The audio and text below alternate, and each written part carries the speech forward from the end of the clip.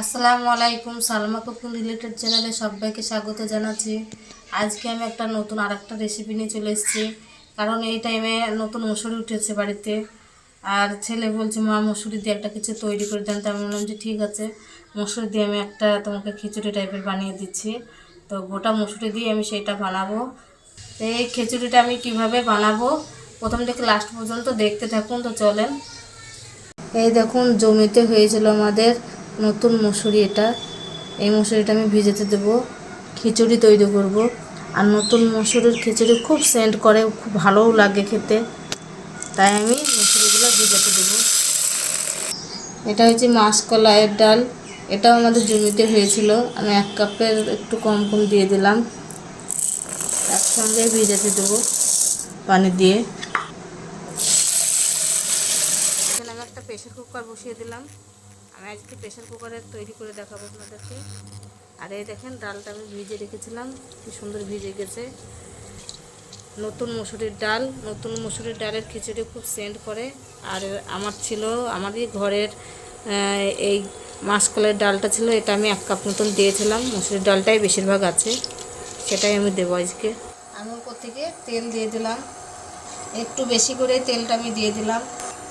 দারুচিনি নিয়ে নিয়েছি, লবঙ্গ, আর নিয়ে নিয়েছি গরম মশলা, একটা শুকনো লঙ্কা, জিরে, বাদাম, তেজপাতা। আমি এগুলো সব এক এক করে দিয়ে দেবো। এবার তেল আমার গরম হয়ে গেছে, তেজপাতা দেওয়া হয়ে গেছে, লঙ্কাটা দিয়ে দিলাম, তারপরে জিরে, তারপরে লবঙ্গ, এলাচ, দারচিনি, বাদাম সব একসঙ্গেই আমি ভেজে নেবো। এবার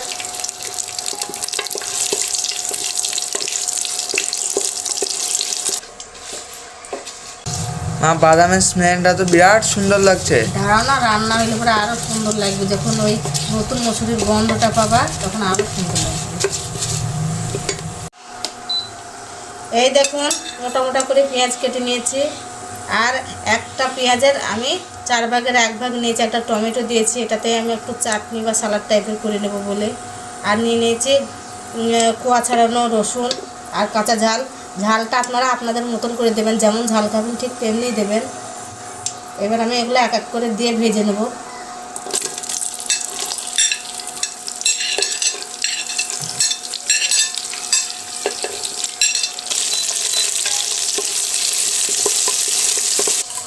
আমি এটাকে সুন্দরভাবে ভেজে নেবো একবারে।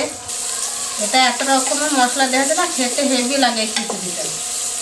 বাড়িতে আপনারা বানিয়ে দেখবেন, খুব সুন্দর লাগে খেতে। মশলাগুলো আমার ভাজা হয়ে গেছে। এবার আমি 1 চামচ লবণ দিয়ে দিচ্ছি, 1 চামচ মতন হলুদের গুঁড়ো।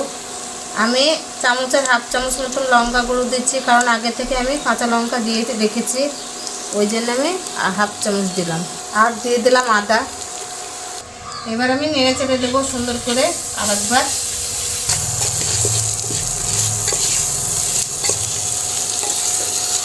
1 চামচ ঘি নিয়েছি, সেটাও আমি অ্যাড করে দেবো। আগে থেকে ভিজে রাখা মসুরিগুলো এবার দিয়ে দেবো। এই দেখুন কি সুন্দর ফুলেগুলো মোটা হয়ে গেছে। এবার আমি এগুলোকে ছেঁকে ছেঁকে দিয়ে দেবো।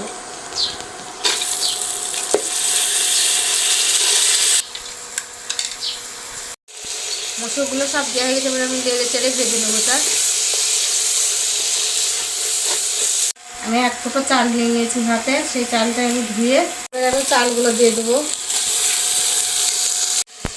চালটা আমার দেওয়া হয়ে গেছে, এবার আমি ভালো করে নেড়ে চেড়ে নেবো সবগুলো একসঙ্গে।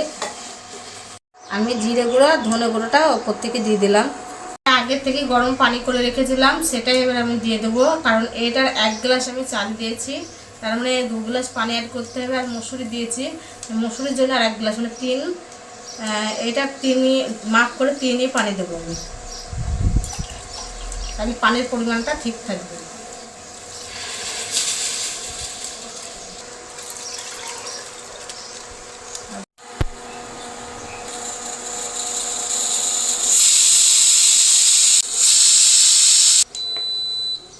চারটে সিটি মারা, 4-5টা সিটি মারা আমার হয়ে গেল। এবার আমি কিছুক্ষণ অপেক্ষা করব, না হলে তো বার হবে না, হাওয়াটা হয়ে যাক, বসে যাক, তারপর আমি এটাকে খুলবো ঢাকনাটা। 5টা সিটি দিয়ে আমার হয়ে গেছে, এবার আমি এটা খুলবো।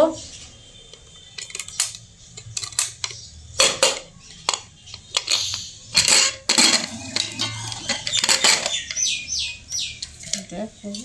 মাশাল্লাহ মাশাল্লাহ, খুব সুন্দর গন্ধ বাড়াচ্ছে তো মা। এই তো দেখতে তো খুব সুন্দর হচ্ছে। খেতেও দারুণ হবে।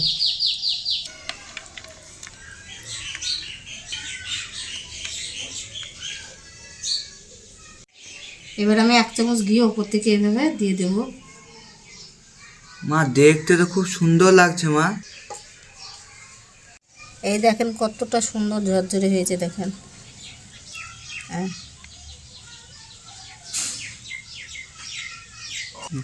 এবার এটাকে সুন্দরভাবে চটকে চটকে খেতে হেবি সুন্দর লাগবে। এই দেখুন,